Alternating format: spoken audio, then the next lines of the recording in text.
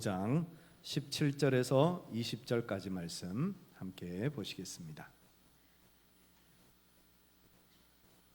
신약성경 에베소서 5장 17절에서 20절까지 말씀입니다. 찾으셨으면 우리 함께 읽으시겠습니다. 그러므로 어리석은 자가 되지 말고 오직 주의 뜻이 무엇인가 이해하라. 술 취하지 말라. 이는 방탕한 것이니 오직 성령으로 충만함을 받으라. 시와 찬송과 신령한 노래로 서로 화답하며 너희의 마음으로 주께 노래하며 찬송하며 범사의 우리 주 예수 그리스도의 이름으로 항상 아버지 하나님께 감사하며 그리스도를 경외함으로 피차 복종하라. 아멘. 할렐루야. 여러분, 창동 제2교회 오신 게 아니고요, 창동 제1교회 오셨습니다.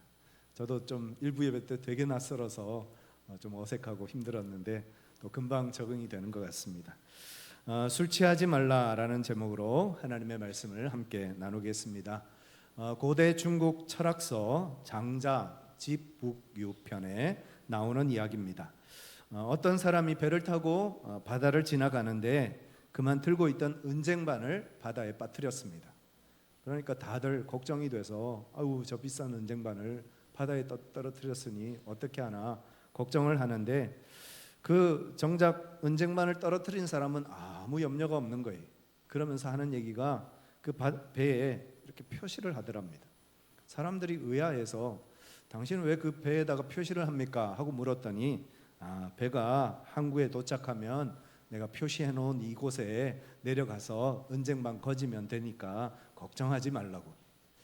이 사람이 은쟁반을 찾았을까요? 못 찾았을까요? 오늘 17절 말씀을 다시 한번 보겠습니다. 같이 읽겠습니다. 그러므로 어리석은 자가 되지 말고 오직 주의 뜻이 무엇인가 이해하라. 하나님은 우리가 어리석은 자가 되지 말라 하십니다. 어리석은 자라는 말은 아프로네스라는 말인데요, 지혜 없는 자, 어리석은 자, 또 우매한 자, 바보 같은 사람, 이런 뜻을 가지고 있습니다. 반대로 하나님은 우리에게 주의 뜻이 무엇인가 이해하라 하십니다. 이해하라라는 말은 시네테, 어떤 것에 마음을 기울여 파악하다, 또 노력을 쏟아서 그것을 얻어내다, 이런 뜻을 가지고 있습니다.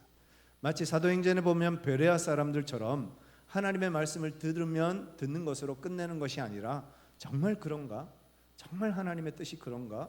그 하나님의 말씀의 뜻을 깨달아 그 뜻대로 사는 사람, 다시 말해서 지혜로운 사람이 되라는 것입니다. 오늘 말씀을 통해서 하나님은 우리에게 술 취하지 말라 하십니다. 술 취하지 말라는 말은 단지 알코올 마시지 말라는 뜻이 아니라 세상에 취해서, 세상의 그 모든 것에 취해서 어리석은 삶을 살지 말고 지혜로운 삶을 살라라고 말씀하시는 것입니다. 자, 그럼 먼저 어리석은 사람들은 어떤 사람일까요? 오늘 말씀을 보면 로마서 1장 22절을 먼저 한번 같이 읽어보겠습니다. 같이 읽겠습니다. 스스로 지혜 있다 하나 어리석게 되어. 어리석은 사람은 어떤 사람인가 하면 스스로 지혜 있다라고 말하는 사람이 어리석은 사람이라는 것입니다. 나는 지혜 있어, 나 다 알아, 아우 나 모르는 거 없어, 이렇게 말하는 사람은 정작 어리석은 사람이라는 것입니다. 독일에서 공부하고 오신 교수님들 이야기를 들어보면 독일은 도서관 하나에 사람 하나라고 얘기합니다. 무슨 얘기냐? 독일에는 도서관이 있는데 그 도서관에는 한 사람에 대한 자료들이 꽉 차 있다는 겁니다. 예를 들어 독일 비텐베르크에 가보면 루터 하우스가 있습니다. 마틴 루터, 종교개혁자 마틴 루터를 기념하는 그런 박물관이면서 도서관인데, 이 도서관에는 15,000점의 서적, 문서, 성경, 유물들이 마틴 루터와 관련된 자료들이 있다는 겁니다. 도서관 하나에 마틴 루터에 관한 자료가 꽉 들어찼다는 거예요. 그러면 독일에는 얼마나 위대한 철학자들, 얼마나 위대한 신학자들, 얼마나 위대한 음악가들, 얼마나 위대한 예술가들이 있습니까? 그들이 도서관 하나씩 다 차지하고 있다면 그 많은 지식을 우리가 다 평생 다 섭렵한다고 애를 쓴다고 해도 다 얻을 수 있을까요? 우리는 학교 몇 년 다녔다고, 공부 얼마 했다고 마치 모든 것을 다 아는 것처럼, 다 배운 것처럼 그렇게 착각하고 산다는 겁니다. 그러나 세상에 수많은 지혜와 지식들이 있고 그 수많은 것들을 우리가 다 알 수가 없다는 것입니다. 다 안다라고 말하는 사람은 정작 어리석은 사람이라는 것입니다. 두 번째로 어리석은 사람은 하나님이 없다라고 말하는 사람입니다. 시편 14편 1절 같이 한번 읽겠습니다. 어리석은 자는 그 마음에 이르기를 하나님이 없다 하는도다. 그들은 부패하고 그 행실이 가증하니 선을 행하는 자가 없도다. 이 세상에 하나님을 알 만한 것들이 얼마나 많습니까? 또 하나님을 증명하는 것들이 얼마나 많습니까? 산의 나무, 돌, 세상의 구름, 또 이 땅의 모든 바다와 대자연 다 하나님을 증언하고 하나님을 나타내 보여주고 있습니다. 그런데 사람들은 하나님이 없다라고 말을 합니다. 팀 켈러 목사님이 쓴 하나님을 말하다라는 책에 보면 미국의 심리학자 제임스 리바라는 사람이 1916년부터 1997년까지 장장 80년 동안 연구를 했습니다. 무슨 연구를 했느냐? 미국의 과학자들을 대상으로 기독교를 통해서 인간과 활발하게 소통하는 하나님을 믿습니까? 라는 질문을 던졌습니다. 한마디로 말해서 당신 하나님 믿습니까? 라고 과학자들에게 질문을 했다는 겁니다. 그랬더니 그 결과 40%는 그렇습니다. 나는 하나님을 믿습니다. 라고 대답을 했고요. 40%는 아니요. 나는 하나님 믿지 않습니다. 그리고 나머지 20%는 모르겠습니다. 라고 대답을 했다는 겁니다. 어떤 사람들이요? 과학자들이요. 1997년에 에드워드 라슨과 레리 위덤이라는 사람이 똑같은 질문을 가지고 똑같이 과학자들을 대상으로 실험을 하고 설문조사를 했습니다. 그것을 과학 학술지인 네이처지에 수록을 했는데요. 결과가 어떻게 나왔느냐? 똑같이 40%는 네, 저는 하나님을 믿습니다. 반대로 똑같이 40%는 하나님을 믿지 않습니다. 20%는 모르겠습니다. 라고 대답을 했다는 것입니다. 여러분 무슨 얘기입니까? 과학이 발전하면 믿음의 사람들이 사라진다라고 얘기하는데 그렇지 않다는 거예요. 과학의 문제가 아니라 결국은 무슨 얘기입니까?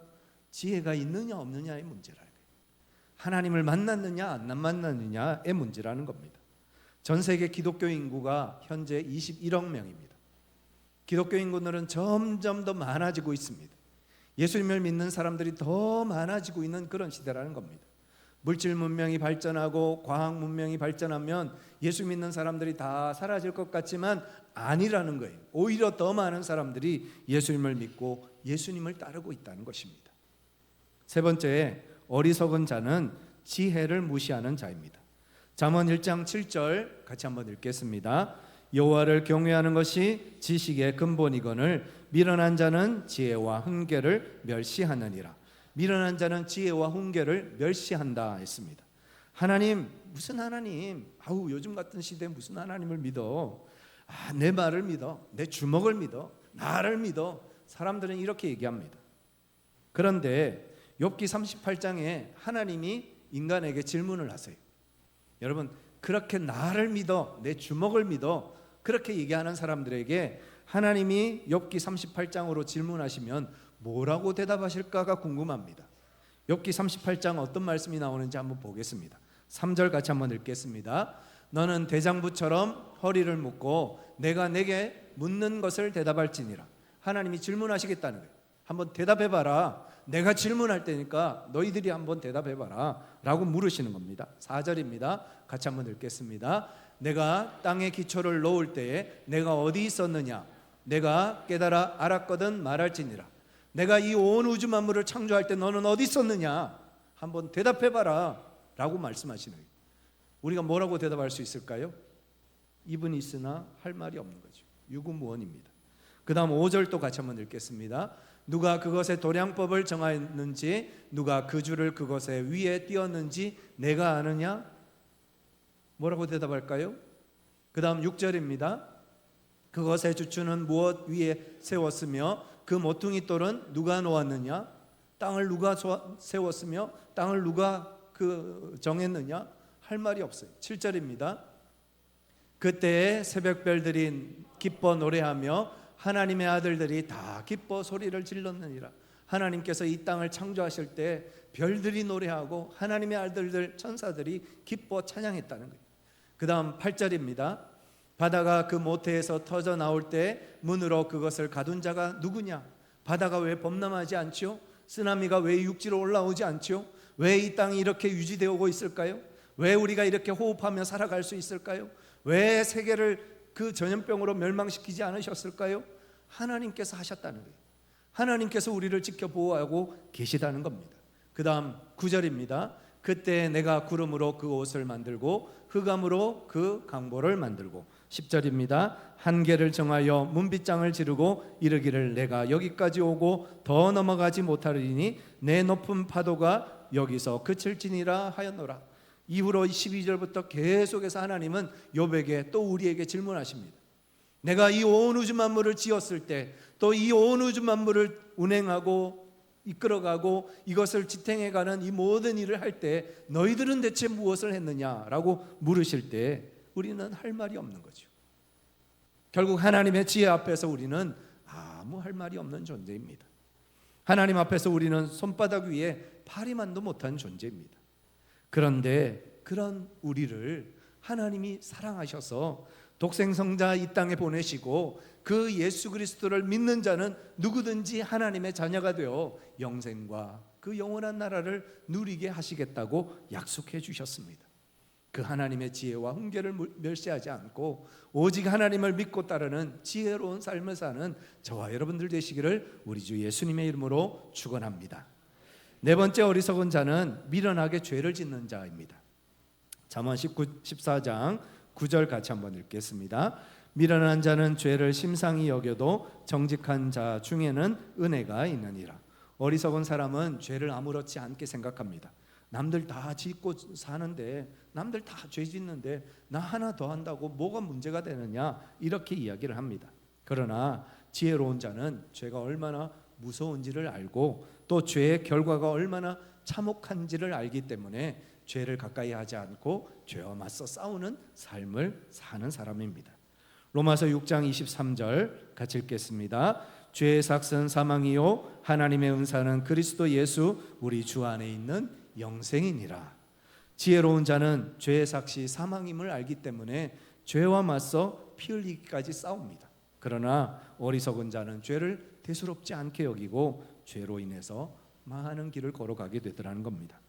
잠언 12장 15절 또 같이 한번 읽겠습니다. 미련한 자는 자기 행위를 바른 줄 여기나 지혜로운 자는 권고를 듣느니라.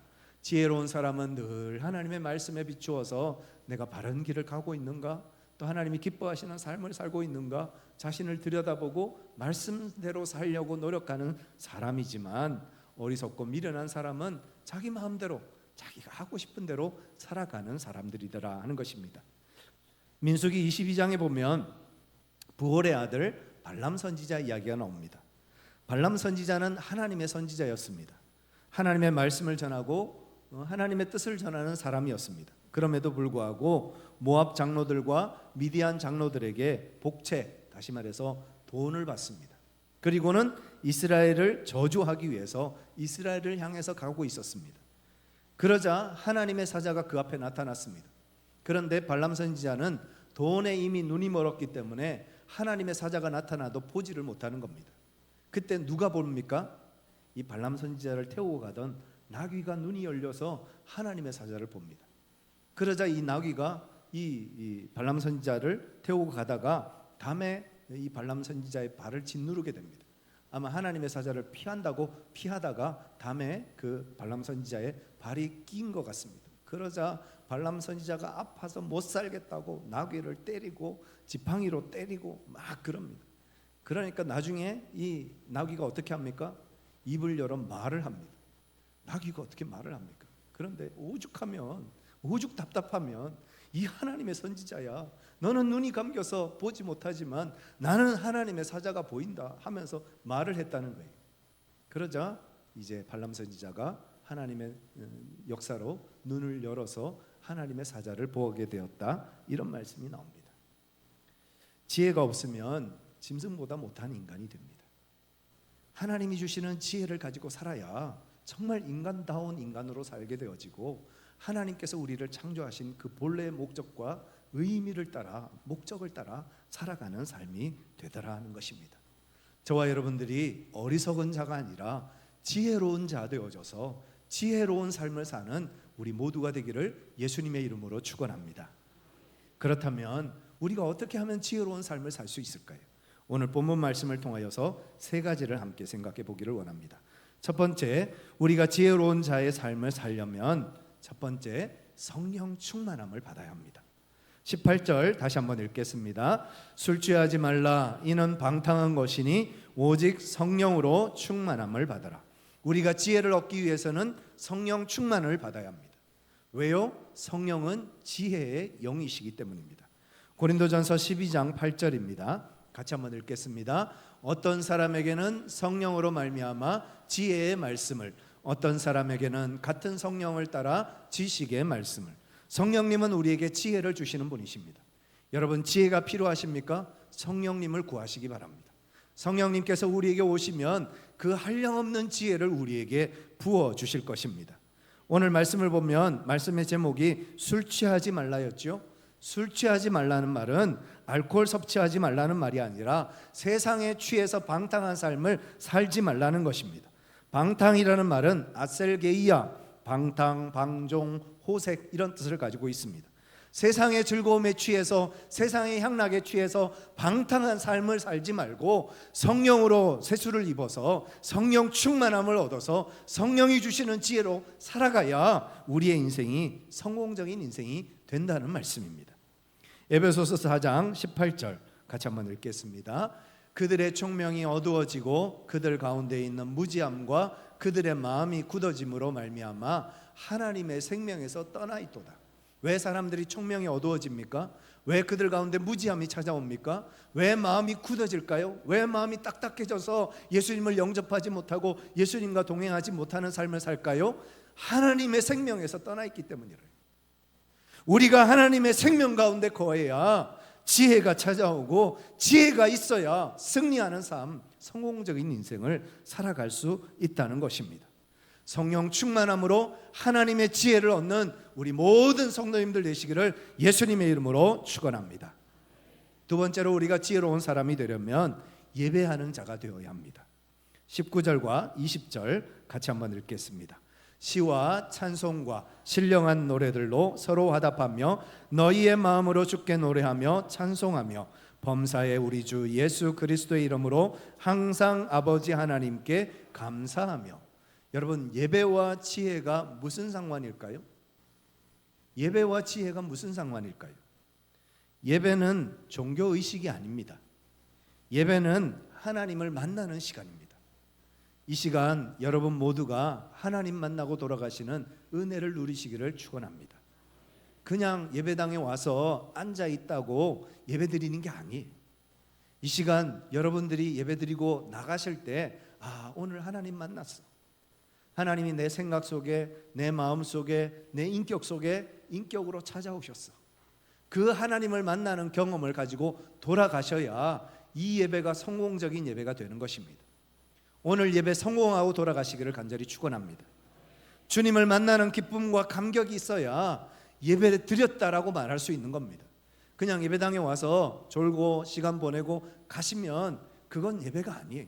그냥 예배당에 왔다 간 거죠. 진정한 예배는 주님 만나야 돼요. 이 시간 여러분들이 주님을 만나셔야 돼요. 주님을 경험하셔야 돼요. 주님이 내 생각 속에, 내 마음 속에, 내 영혼 속에 찾아오셔서 나를 만나 주셨다, 내가 주님 만났다, 이런 고백과 간증이 있어야 이 예배가 성공적인 예배가 되는 것입니다. 잠언 9장 10절 11절입니다. 같이 한번 읽겠습니다. 여호와를 경외하는 것이 지혜의 근본이요 거룩한 자를 아는 것이 명철이니라. 나 지혜로 말미암아 내 날이 많아질 것이요 내 생명의 해가 내게 더하리라. 여호와를 경외하는 것이 지혜의 근본이라 했습니다. 여호와를 경외하는 것, 다시 말해서 하나님을 예배하는 것, 그 예배 가운데서 하나님께서 우리에게 지혜를 주시고 그 지혜가 있어야 이 악하고 혼탁한 세상 속에서 망하지 않고 실패하지 않고 넘어지지 않고 실수하지 않고 승리하는 삶을 살아가게 하시는 것입니다. 예배 속에서 주님 만나는 저와 여러분들 되시기를 예수님의 이름으로 축원합니다. 예배 속에서 주님 주시는 지혜를 얻는 이 시간이 되시기를 축원합니다. 예배 가운데 주님을 만나는 은혜를 누리는 우리 모두가 되기를 간절히 축원합니다.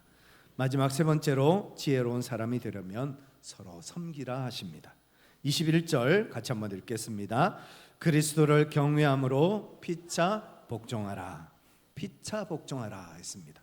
피차 알렐론 서로 상호간에 복종하라 휘포타소 무엇 아래에 순서를 배열하다. 무엇 아래에 서다. 영어로 하면 understand가 됩니다.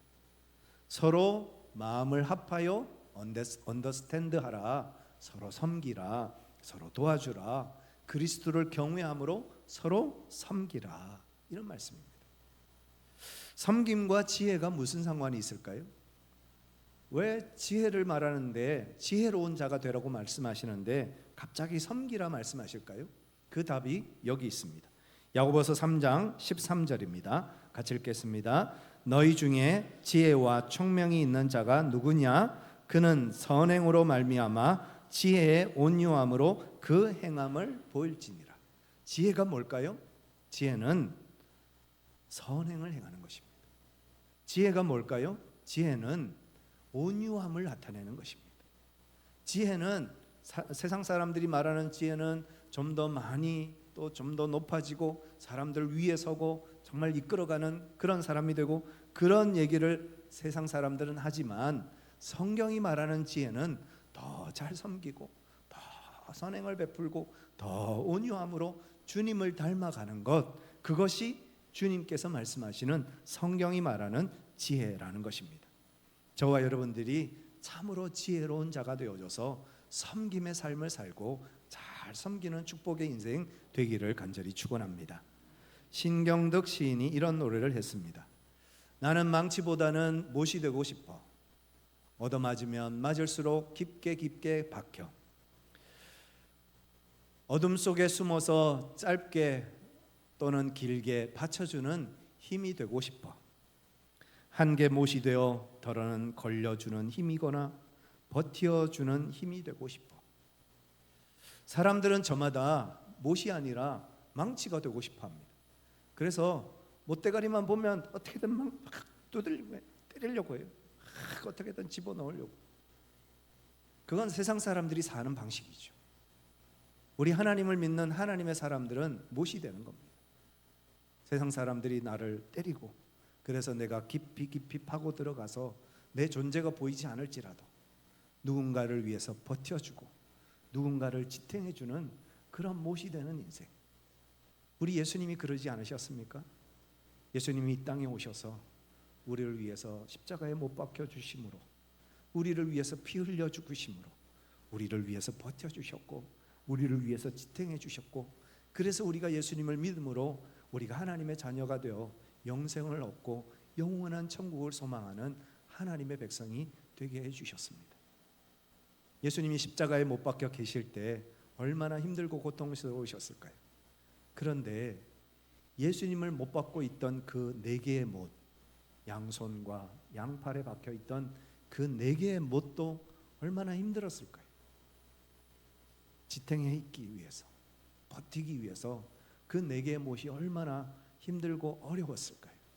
그러나 그 네 개의 못이 버텨 주었길래 그래서 예수님이 우리를 위해서 십자가 져 주실 수 있었고, 그 예수님의 십자가의 은혜로 우리가 구원받아 하나님의 자녀가 될 수 있었던 것입니다. 그 네 개의 못처럼 하나님은 우리에게도 버티고 지탱해 주는 사람이 되라 말씀하십니다. 섬김의 사람이 되라 말씀하십니다. 진정으로 섬기는 사람이, 섬김을 받는 사람이 지혜로운 사람이 아니라 섬겨주는 사람이 지혜로운 사람이라고 주님께서 말씀하십니다. 오늘 말씀을 정리해 봅니다. 우리가 어리석은 자가 아니라 지혜로운 자가 되려면 어떻게 될까요? 첫 번째, 성령 충만해야 합니다. 두 번째, 예배하는 자가 되어야 합니다. 세 번째, 서로 섬기는 삶을 살아야 합니다. 이 말씀을 기억하면서 이번 한 주간도 주님 안에서 어리석은 자가 아니라 지혜로운 자로 살아가는 저와 여러분들 되시기를 우리 주 예수님의 이름으로 간절히 축원합니다. 우리 같이 한번 기도하시겠습니다.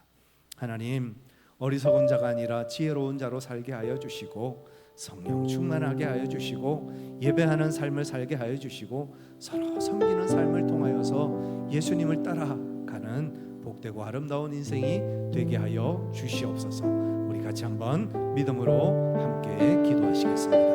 사랑과 은혜가 충만하신 아버지 하나님, 주님의 사랑과 은혜를 기뻐하며 감사합니다. 주님께서 우리를 위해서 십자가 져주심으로 우리의 지혜의 근원이 되어주셨고, 우리가 예수 그리스도를 믿음으로 하나님께서 우리에게 선물하시는 그 놀라운 지혜를 우리가 선물받게 하여 주셨습니다. 그 지혜를 가지고 살아가는 지혜로운 인생 되게 하여 주시고, 세상의 어리석은 삶이 아니라 하나님을 따르는 지혜롭고 아름다운 복된 인생 살아가는 우리 모두가 될 수 있도록 하나님께서 함께하여 주옵소서. 주님의 뜻을 따라 주님의 인도하심을 따라 나아가는 복되고 아름다운 삶, 영광스러운 삶을 살아가는 우리 모두가 될 수 있도록 주님께서 함께하여 주시옵소서. 사랑과 은혜가 충만하신 아버지 하나님, 하나님의 은혜로 3주 동안 어렵고 불편한 환경 속에서도 예배하다가 이제 본당으로 옮겨서 주님을 예배하게 하심을 감사합니다. 온 마음을 다해 온 뜻을 다해 주님을 따르는 우리 모두가 되게 하여 주시고, 우리 창동제일교회 100년의 역사를 향하여서 믿음으로 달려가는 우리 모두가 되게 하여 주옵소서. 다시 한번 부흥하는 교회가 되게 하여 주시고, 다시 한번 하나님 앞에 쓰임받는 교회가 되게 하시고, 다시 한번 이 땅 가운데 하나님의 위대한 복음을, 예수 그리스도 위대한 복음을 선포하는 거룩한 교회로 쓰임받는 우리 모두가 되게 하여 주시옵소서. 우리 주 예수 그리스도의 이름으로 간절히 기도드리옵나이다. 아멘. 다 같이 나가셔서 함께 찬양하시겠습니다.